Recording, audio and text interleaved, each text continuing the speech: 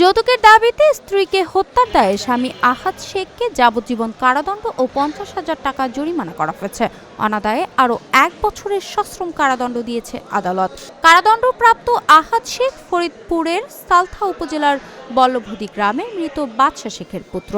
বৃহস্পতিবার বেলা 11:30টার দিকে ফরিদপুরের নারী ও শিশু নির্যাতন দমন ট্রাইব্যুনালের বিচারক শামীমা পারভীন এ রায় দেন।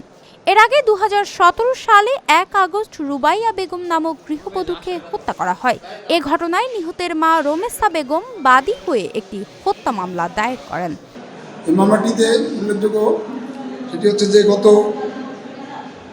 1/8/2017 তারিখে এই আহাদ শেখ এই মামলার আসামি তার স্ত্রীকে যৌতুকের দাবিতে মাথায় আঘাত করে হত্যা করে।